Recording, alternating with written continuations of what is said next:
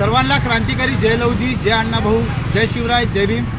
आज खरं तर महाराष्ट्र दिन आहे आणि हा महाराष्ट्र दिनानिमित्त खरोखर सगळ्यांना मी शुभेच्छा देतो आणि त्याचबरोबर जे हुतात्मा झाले त्यांना विनम्र अभिवादन करून मी माझ्या विषयाला सुरुवात करतो। आज जो आपला वर्गीकरणाचा जो लढा आहे हा कुठेतरी अंतिम टप्प्यात येऊन थांबलेला आहे आणि समाजातल्या सगळ्या नेत्यांना आणि बांधवांना माझी कळकळीची विनंती आहे, ह्या भूमीवरून मला तुम्हाला सांगणं आहे, हे हुतात्मा चौक आहे आणि या हुतात्मा चौकावरून मला तुम्हाला सांगणं आहे की आपण सर्वांनी जोपर्यंत आपण एकत्र येत नाही तोपर्यंत आपला लढा हा पूर्ण होणार नाही। आणि म्हणून कुठल्या संघटनेने हा मोर्चा काढला आहे किंवा कुठल्या संघटनेने काय काय केलं आहे ह्या सगळ्या विषय बाजूला ठेवून आपण खांद्याला खांदा लावणं गरजेचं आहे। त्याचं कारण असं आहे की ज्या वेळेला आपले जे मोर्चे झालेत त्या मोर्चासाठी जवळपास 3 ते 4 महिन्याची कालावधी लागते, तेव्हा कुठेतरी समाजापर्यंत आपला विषय जातो आणि मग समाज एकत्र येतो आणि मग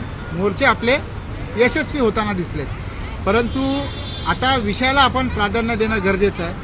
आज महाराष्ट्रामधून एकमेव मोर्चा जो आझाद मैदानमध्ये जो चालू आहे तर मला वाटते आपण सर्वांनी त्या मोर्चासाठी पाठिंबा देणं गरजेचं आहे।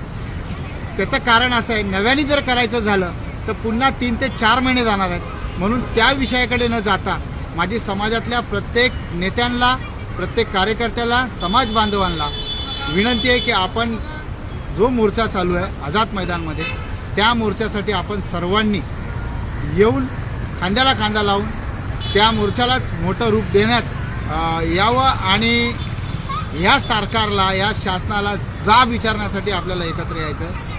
एवढंच बोलतो आणि थांबतो। क्रांतिकारी जय लवजी, जय अण्णाभाऊ, जय शिवराय, जय भीम।